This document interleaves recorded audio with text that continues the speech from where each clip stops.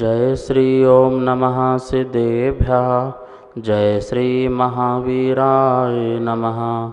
जय श्री परम्पराचार्य गुरुवे नमः। जय श्री उमा स्वामी गुरुवे नमः। जय श्री शांति सागर गुरुवे नमः। जय श्री विद्यानंद गुरुवे नमः। मोक्षमार्गस्य नेतारं भेतारं कर्म भूभृतां ज्ञातारं विश्वतत्त्वानां वन्दे तद्गुणलब्धये। मङ्गलं भगवान् वीरो मङ्गलं गौतमो गणी मङ्गलं कुन्दकुन्दार्यो जैन धर्मोस्तु मंगलम। तत्वार्षूत परम मांगलिक ग्रंथ है। आचार्य कुंद के पट्ट से आचार्य उमा स्वामी द्वारा यह विक्रम की प्रथम शताब्दी पर लिखा गया सूत्रात्मक शैली है। संस्कृत इसकी भाषा है। 10 अध्याय विभाजित है। 7 तत्वों का वर्णन है। हम सभी लोग 6वां अध्याय आश्रव तत्व नाम का अधिकार समझ रहे हैं, जिसमें तीर्थंकर प्रगति के आश्रव के कारण के बारे में जान रहे थे कि 16 प्रकार के कारण हैं जो तीर्थंकर प्रगति के आश्रव के कारण होते हैं। आज हम 9वीं जो भावना है वैयावृत्त नाम की जो भावना है उसका आज अपन अध्ययन करेंगे। इसके पहले बोर्ड के माध्यम से इस सूत्र का अपन अवलोकन करते हैं और फिर आगे समझते हैं। 6वें अध्याय का 24वां नंबर सूत्र है। यहाँ संधि विच्छेद करके अपन पढ़ते हैं।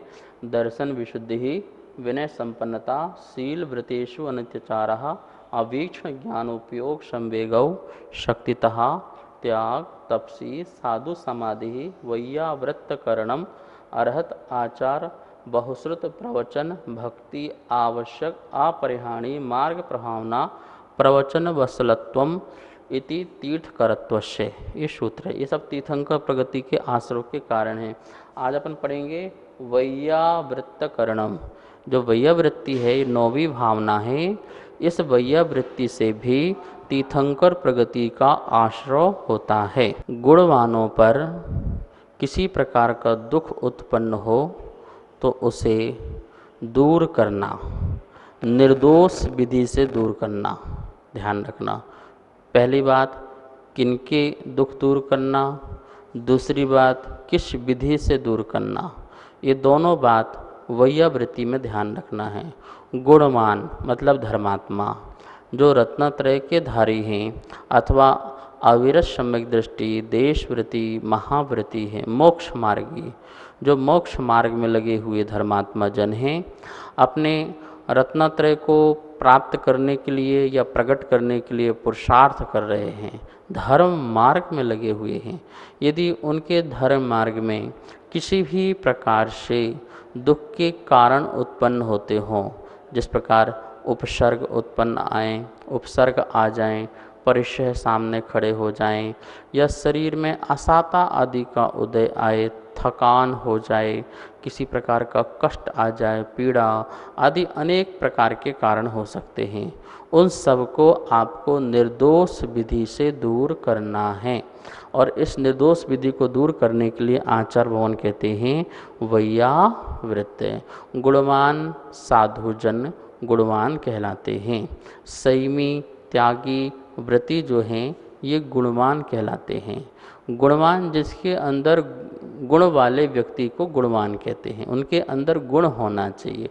कौन सा गुण होना चाहिए?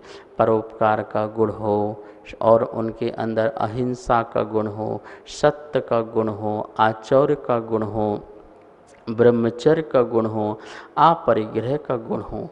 ये गुण हैं।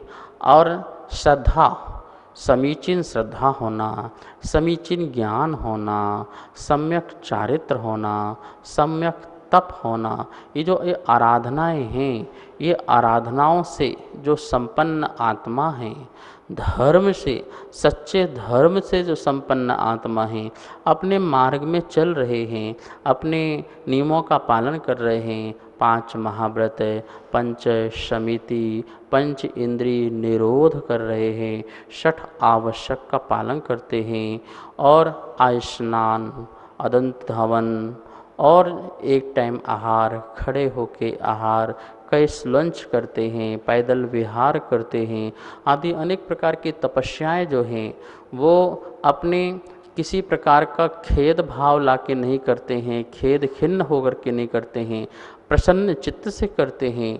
ऐसे गुणी जनों को देख करके अपने हृदय में उनके प्रति प्रेम उमड़ना और उनके हम सहयोगी बन सकें, उनकी साधना में हम साधक बन सकें, इस प्रकार का जो ये भाव है ये वैयावृत्ति का भाव है। जैसे आहार दान देना भी वैयावृत्ति है। समंत भद्र स्वामी ने रत्नकंटक श्रापकाचार में चारों प्रकार के दान को वैयावृत्ति में लिया है। दानम वैयावृत्तम। महिलाएं भी मुनिराज की वैयावृत्ति कर रहे हैं। कैसे? आहार दान लगा करके, औषध दान दे करके, ठीक है ना, अभय दान, उनको रहने का जो स्थान देना, उनको अपनी साधना के लिए स्थान देना, ये भी जो क्या है, ये भी वैयावृत्ति है। ज्ञान दान में उनके लिए कॉपी, पुस्तक, पेन और भी शास्त्र जो ज्ञान से संबंधित हैं, ऐसे वस्तुओं को देना, ये क्या है, वैयावृत्ति है। ऐसी वस्तुओं को नहीं देना जो उनकी साधना में बाधकता पहुंचाए। यदि हमने ऐसी वस्तु उनको दे दी तो वो इससे उनकी साधना समाप्त होगी और वो बाह्य वातावरण में फंस जाएंगे, बाह्य आडंबर में लग जाएंगे। हमें मुनिराज की वैयावृत्ति ऐसी करना है कि उनकी साधना बढ़े, उनका रत्नत्रय और उज्जवल हो, सम्यक दर्शन और निर्दोष हो, ज्ञान की और बढ़ोतरी हो, जो चारित्र धारण किया है वह चारित्र और प्रकृष्ट चारित्र हो। आज उनके पास सामायिक चारित्र है, जाकर के यथाख्यात चारित्र हो जाए और केवल ज्ञान की प्राप्ति करें। देखिए, श्रावक बोलता है कि रत्नत्रय के पालन हेतु मुझ श्रावक से आहार ग्रहण कीजिए। उद्देश्य देखो कितना बड़ा है।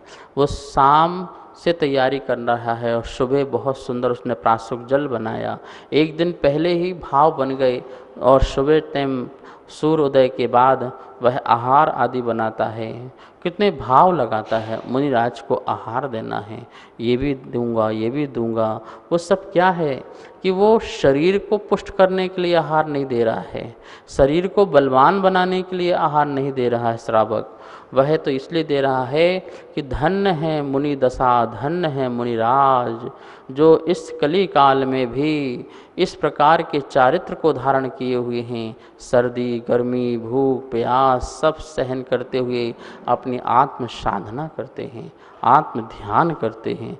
ऐसे भाव से संपन्न वो जो श्रावक है, वो तो अपनी कर्म निर्जरा कर रहा है, वो तो अपना मोक्ष मार्ग प्रशस्त कर रहा है, ऐसी वैयावृत्ति करके।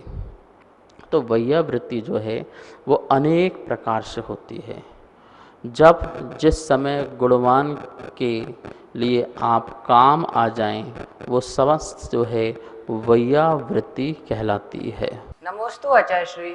मेरे मन में एक शंका उत्पन्न हो रही है कि जैसे किसी के पास खाने के लिए अनाज नहीं है तो क्या उसे अनाज दे दें तो वो भी वैयावृत्ति में आएगा, और यदि किसी के पास धन नहीं है तो उसकी धन की पूर्ति कर दें तो क्या वो भी वैयावृत्ति के गुण में आएगा? कृपया समाधान करें। गरीबों को भोजन देना, अनाथ बच्चों का सहयोग करना और किसी के जो निर्धन व्यक्ति है उनको धन देना, ये सभी जो हैं ये वैयावृत्ति में नहीं हैं।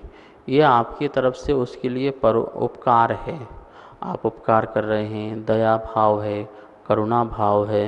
दया भाव से यदि हम किसी की सेवा करते हैं, असहाय व्यक्ति, जो पराधीन व्यक्ति, इन सब की हम दया भाव से उनकी सेवा करते हैं, परोपकार करते हैं, ये भी कार्य करना चाहिए, ये भी कार्य श्रेष्ठ है। लेकिन यहाँ पर तीर्थंकर प्रगति के आश्रव के कारण की बात कर रहे हैं। तो यहाँ जो वैयावृत्ति जो शब्द आया हुआ है वो किसके लिए है? ये हमें देवशास्त्र गुरु निमित्त लगाना, गुरुओं की वैयावृत्ति करना है। निर्ग्रंथ गुरु जो हैं या मोक्ष मार्ग में लगे हुए जो हमारे देशव्रती श्रावक आदि हैं, इनके लिए यथा योग आप जो हैं सहयोग करते हैं साधना में, उनकी वैयावृत्ति करने के लिए यहाँ बताया है। आपका शुभ परिणाम, इस शुभ परिणाम जो लगा है आपका, जैसे साधु का विहार करा रहे हैं तो ये विहार भी वैयावृत्ति है। आप साधु का कमंडल पकड़ लिया, उनको शुद्धि शौच आदि में लेके गए, ये भी वैयावृत्ति है। उनके लिए आप चौका लगाते हैं, प्राशुक शुद्ध भोजन बनाते हैं, आहार कराते हैं, ये भी वैयावृत्ति है। और मुनिराज की विहार करके आए, थकान हो गई और आपने पैर हाथ दबाया, तो ये पैर हाथ दबाना भी क्या है? वैयावृत्ति है। किसी भी प्रकार से आप उनकी थकान दूर करते हैं, उनको साधना के लिए फिर उनके लिए उत्साहवर्धन कर देते हैं, ये भी वैयावृत्ति है। पर एक बात ध्यान रखना, निर्दोष विधि का जरूर ध्यान रखना। अब जैसे मान लो ठंड है और ठंडी बहुत हो रही है, तो आपको क्या करना है? निर्दोष विधि से वैयावृत्ति करनी है। ऐसा नहीं कि सदोष कर दी जाए। अब उनके लिए आप हीटर लगा दो, ऐसे कार लगा दो जिससे वो हिंसा हो रही हो, और हिंसा करके आप उनकी वैयावृत्ति करो तो ये वैयावृत्ति नहीं है।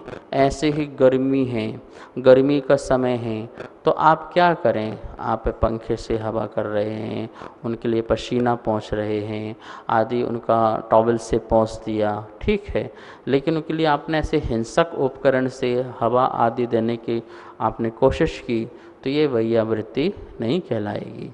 ये तो उपसर्ग है, क्योंकि उनका तो सब त्याग है और आप एक कार्य करते हो, तो ये तो उनका उपसर्ग कहलाएगा। और यदि वो इसको ग्रहण करते हैं तो वो भी अपने व्रतों में दोष लगाते हैं। इस प्रकार से हमें इन बातों का पूरा ध्यान रखना है। गुणवानों की, धर्मात्माओं की, रत्नात्रय सहित आत्माओं की निर्दोष विधि से जो उनमें आए हुए जो दुख हैं, उपसर्ग हैं, असाता का उदय है, उन सब को दूर करने का जो हमारा सम्यक पुरुषार्थ है, वो सभी की सभी वैयावृत्ति में कहलाता है, वैयावृत्ति के अंतर्गत आता है। तो अनेकों प्रकार की वैयावृत्ति हो सकती है। महाराज चल रहे, उनकी पुस्तक पकड़ ली, उनकी जाप पकड़ ली, उनकी माला पकड़ ली, कमंडल पकड़ लिया, वृद्ध साधु हैं, हाथ पकड़ करके आप उनको ले जा रहे हैं और वो खड़े नहीं हो पा रहे हैं तो उनको आपने खड़े कर दिया आदि अनेक प्रकार से। ये सब कुछ क्या है? वैयावृत्ति। मतलब कि धर्मात्मा का सहयोग यदि आप करते हैं, वो सब वैयावृत्ति कहलाती है। दर्शन से विशुद्ध ही वैयावृत्ति तीर्थंकर प्रगति के आश्रय का कारण होता है। जिसके ज्ञान शुद्ध है, जिसकी दर्शन शुद्ध है, जिसका सम्यक तो शुद्ध है, उसी की ही वैयावृत्ति यहाँ पर लेना है। देखिए, एक वैयावृत्ति जो है 16 कारण भावना में है, और एक वैयावृत्ति जो है 12 प्रकार के जो तप हैं उसमें भी अंतरंग तप में वैयावृत्ति आती है। वहाँ अंतरंग तप का कहने का मतलब यह है कि जब तक अंदर से भाव ना हो तो बाहर की मात्र दिखावी वैयावृत्ति, वो वैयावृत्ति में नहीं लेने का। अब बाहर दिखाना है कि देखो महाराज जी हम चौका लगा रहे हैं, लोगों को दिखाने के लिए। महाराज जी आ गए तो हम पैर हाथ दबाने आ गए, उनकी सेवा में लग गए, तो ये जो है दिखावा वाली वैयावृत्ति नहीं। इसलिए कहा कि अंतरंग से जो तुम्हारे भाव हैं, एक मुनि के दूसरे मुनि के प्रति जो परिणाम हैं, उनकी थकान दूर करने के लिए पैर हाथ दबाना या उनका सहयोग करना या ज्ञान दान देना आपस में, ये भी एक वैयावृत्ति है। एक मुनि दूसरे मुनि को देख करके प्रसन्नचित होकर के उनके अभिवादन करता है, एक दूसरे का ध्यान रखता है, आहार का ध्यान रखता है, रुकने का ध्यान रखता है, ध्यान समय का ध्यान रखता है। आचर्यवन कहते हैं ये भी तो अंतरंग तप है, निर्जरा का कारण है, कर्म निर्जरा का कारण होता है।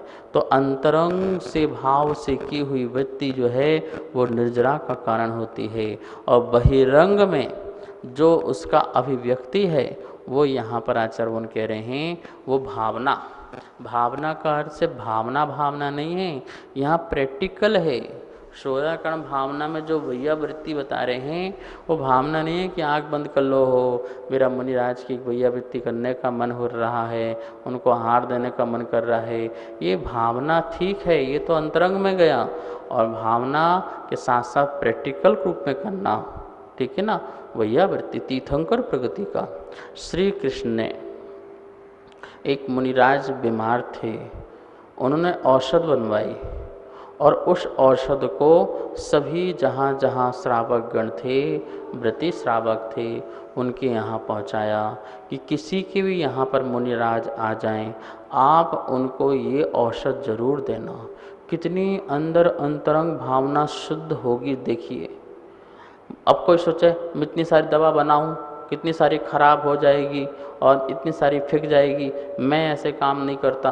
अरे भावना तो देखो, कितनी भावना कि सभी चौके में पहुंचा दी कि मुनिराज जी कहीं भी जाएं उनके लिए औषध पहुंच जाए, इनके शरीर संबंधी जो अशाता है वो अशाता दूर हो जाए और मुनिराज निर्विकल्प ध्यान शुद्ध उपयोग करके अपने मोक्ष मार्ग, मुक्ति मार्ग की ओर बढ़े। ऐसी प्रशस्त मंगल भावना करने मात्र से श्री कृष्ण जी को तीर्थंकर प्रगति का आश्रय हुआ। देखिए भैया वृत्ति के भाव, ये भाव अपने हाथ से न करने पर भी, कारित करवाने से भी, ऐसा भाव करने से तीर्थंकर प्रगति का आश्रय बन जाता है।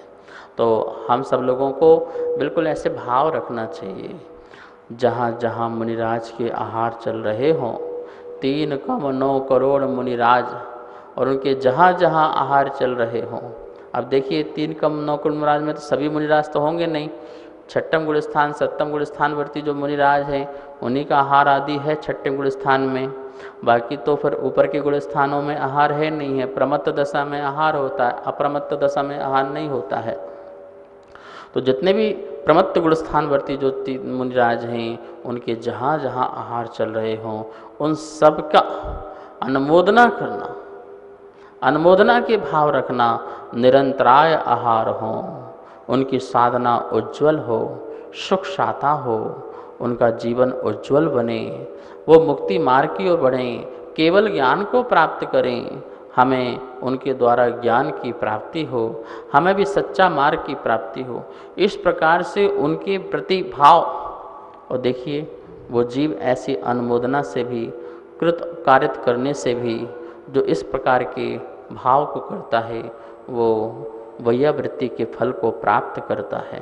तो हमें इस प्रकार ऐसे ज्ञान दान में भी देखिए ग्वाले ने क्या किया, ये शास्त्र मिला मेरे किस काम का, मुनिराज के हाथ में ला कर के सौंप दिया और मुनिराज ने उसका अध्ययन किया। वो आगे जाकर के एक महान संत हुए। वो महान संत के बारे में लिखा है कि वो अगले 24 में जाकर के वो तीर्थंकर बनेंगे। आप सोचिए कितना बड़ा प्रभाव है। बात छोटी छोटी सी हैं लेकिन बहुत गहरी हैं। लेकिन आप तीर्थंकर बनने के लिए भैया वृत्ति नहीं करने का, जो ऐसे करेगा वो तो कभी नहीं बन सकता। नमोस्तु श्री। यहाँ पर भैया वृत्ति का प्रसंग चल रहा है तो बहुत से लोग जैसे गुरुद्वारा हमारे नगर में आए और हम मायाचारी से गुरु की सेवा में चले गए, नहीं गए तो लोग क्या कहेंगे, ऐसा विचार मन में आता है। तो क्या हमें ऐसे विचार करने से किस गति का आश्रय होगा? देखा देखी जाना या मायाचारी पूर्वक साधुओं की वैयावृत्ति आदि करना, यहाँ इसकी तो बात ही नहीं चल रही है, क्योंकि इससे की तो दर्शन विशुद्धि भावना ही नहीं है। अभी दर्शन विशुद्धि भावना वाला व्यक्ति तो देव शास्त्र गुरु का अच्छी तरह से निर्णय कर चुका है, और वो जो व्यक्ति है भाव से करेगा तो उसको अच्छा तीर्थंकर प्रगति का आश्रय होगा। लेकिन जो मायाचारी से करते हैं, देखिए मायाचारी से धर्म करने वाला व्यक्ति तो त्रियंच गति का पात्र है। अब मायाचारी करके दिखावा करके हम साधुओं को दिखावा करें, देखो हम कितने भगत हैं, इस प्रकार से। और कुछ लोग इस प्रकार से भी लोग होते हैं ये तो हमारे संघ के साधु हैं, ये उनके संघ के साधु हैं, अपने संघ के साधु हैं, तो बिल्कुल पूरी तन मन धन से लग जाना उनके लिए, उनकी प्रभावना करने में, उनके साथ साथ चलने में, आने में, बैठने में, हर जगह में सुबह शाम तक वही वही दिखाई देंगे। और ये तो तुम्हारे साधु हैं, ये तो दूसरे संघ के साधु हैं, ये तो हमारी परंपरा के साधु नहीं हैं, ये तो तेरापंथी हैं, ये तो बीसपंथी हैं, जिनको अभी दृष्टि में साधुओं की प्रतिभावना नहीं, गुणी जनों को देख हृदय में मेरे प्रेम उमड़ा में, ऐसा तो भाव ही नहीं है। उन्हें निर्गंथ मुद्रा का भी पता नहीं, दिगंबरत वेश का पता नहीं। इतने सच्चे साधु निर्गंथ दिगंबर मुनिराज देख रहे हैं और उन्हें ये क्या लग रहा है, ये तो परसंग के हैं, ये तो स्वसंग के हैं, ये तो उत्तर भारत के हैं, ये तो दक्षिण भारत के हैं, ये सम्यक दृष्टि है, ये मिथ्या दृष्टि है, ये जो हैं तेरापंथी हैं, ये बीसपंथी हैं। जिसके दिमाग में ये कीड़ा चल रहा है वो कभी भी तीर्थंकर प्रगति का आश्रय नहीं कर सकता। मैं तो कहता हूँ वो तो पुण्य क्या, वो तो पाप का ही आश्रय करता है। वो व्यक्ति क्या पुण्य का आश्रय करेगा, वो तो पाप का ही आश्रय करेगा। जिसके श्रावक के भेद में अभी भेद बना हुआ है, ये भेद दृष्टि, ये भेदभाव, ये पक्षपात जिसके अंदर बना है, वो सच्चा गुरु का निर्गंथ का भक्त नहीं हो सकता है। दिगंबर मुद्रा को देख कर के जिसकी दृष्टि झुक जाना, मस्तक झुक जाना और उनके साथ साथ चलने का भाव करना, उनको अपने घर में आहार देने का भाव रखना, उनके आए हुए पैदल चल कर के थकान दूर करने का भाव रखना, ये जो भाव रखता है वो उसकी सच्ची वैया वृत्ति कहलाती है। गर्मी में आए हुए हैं, पैर कितने गर्म हो गए होंगे, कितनी जलन होगी, उनको ठंडक पहुंचाना, इस प्रकार से किस किस प्रकार से सोचता है श्रावक, तब जाकर के उसके अंदर भाव प्रकट होते हैं। पर जो भेद करने वाला, इनके आ गए तो मंदिर ही नहीं आना, अपने आ गए तो मंदिर में दिन भर पड़े रहना, ये तो मिथ्या दृष्टि की पहचान है। ऐसे लोग मिथ्या दृष्टि कहलाते हैं। अब देखिए तत्वार्थ सूत्र में कहा गया है किन किन की वैयावृत्ति करना है। शैक्ष जो बहुत पढ़ते हों, बहुत पढ़ाई अध्ययन में लगे रहते हों, तो देखो पढ़ते पढ़ते पढ़ते जो मन मानसिक है, जो बहुत बोझ हो जाता है, बहुत तनाव हो जाता है, तो उनकी तनाव को दूर करना, क्योंकि बहुत अध्ययन कर रहे हैं, लेखन करते हैं, बहुत बहुत लेखन करते हैं, बहुत अध्ययन करते हैं। ऐसे मुंजाज की जो रोगी हों, बीमार हों, आसाता का जिनका बहुत उदय हो, उनकी क्या करना, वैयावृत्ति करना। जो बहुत ही बाल्य अवस्था में मुनि बन गए हों, अभी छोटी सी उम्र हो और छोटी सी उम्र में साधु बन गए हों या साधक बन गए हों, व्रत ले लिए हों, तो उनके व्रतों को उत्साह करने के लिए कि आप चिंता न करें, हम हैं, हम आपके साथ हैं, आप उन साधना में रहें, तो उनके किसी प्रकार का दुख आए तो वो दूर करना। तो इस प्रकार से अति वृद्ध, कोई अति वृद्ध साधक हो गया हो, व्रती हो, तो वो अति वृद्ध साधुओं की, लोग अति वृद्ध के पास जाते ही नहीं हैं, जवान जवान के पास भागते रहते हैं। जवान साधु है, हट्टा कट्टा है बिल्कुल, और उसके साथ देखो 100 लोग वैयावृत्ति करने में लगे हुए हैं। और जो अति वृद्ध हैं, जो अपनी पिछी उठाने में भी हिम्मत नहीं पाते हैं, उनके पास एक व्यक्ति भी जाना नहीं चाहता। क्यों? क्योंकि यहाँ पर तो इनका बहुत नाम हो जाएगा, इसलिए वो उनके पास जा रहे हैं। ये भेदभाव, ये पक्षपात, ऐसा नहीं चलना, ये वैयावृत्ति का भाव नहीं है। अति वृद्ध साधु हों, उनकी अति जो मुनि, छोटे मुनि हों, उनके भी, बड़े हैं उनके भी, सभी की यथा योग विधि से वैयावृत्ति आदि करना चाहिए। इस प्रकार से जो दर्शन की विशुद्धि की भावना से, जो सम्यक दर्शन की विशुद्धि भावना से निर्गंथ गुरु साधुओं की जो वैयावृत्ति आदि करते हैं, आचार्य भगवान कह रहे हैं, उसको तीर्थंकर प्रगति का आश्रय होता है। वो भी आगे चल कर के तीर्थंकर बनता है, तभी तो वो सबको ज्ञान दान देता है तीर्थंकर बन करके। तो हम सबको ऐसी भावनाओं को भाते रहना चाहिए। आपके नगर में कोई भी साधु संत आए, बहुत उनकी सेवा करो, आहार दान दो, पड़गाहन करो, विहार में जाओ, मंगल आगमन करो, आदि अनेक प्रकार से उनकी सेवा कीजिए, जिससे आपको अतिशय पुण्य की प्राप्ति होगी। इस प्रकार से आज अपन ने यहाँ पर 9वीं वैया वृत्ति जो भावना है 16 कर्ण भावना में तीर्थंकर प्रगति के आसरों के कारण में, उसे आज अपन ने समझी, इसको अपने जीवन में उतारें। आज स्वाध्याय संपन्न करते हैं। आइए अब जिनवाणी स्तुति को करते हैं। जावाणी के ज्ञान से सूझे लोकालो, सो वाणी मस्तक धरूं सदा देत हो धो। हे जिनवाणी भारती तो हे जपो दिन रेन, जो तेरी शरणा धरे सो पावे सुख चैन। सभी को बहुत बहुत मंगल आशीर्वाद। सभी स्वाध्याय प्रेमी बंधुओं को सादर जय जिनेन्द्र। हमारे पास तत्वार्थ सूत्र जी के 3 अध्याय की पुस्तक छपकर आ चुकी हैं। चौथे एवं 5वें अध्याय की पुस्तक छपने के लिए जा चुकी है। आप सभी उसमें अपना सामर्थ्यानुसार सहयोग कर सकते हैं और आप आचार्य श्री की अनेक गतिविधियों से जुड़ने के लिए प्रज्ञधारा यूट्यूब चैनल को सब्सक्राइब जरूर करें। धन्यवाद। जय जिनेन्द्र।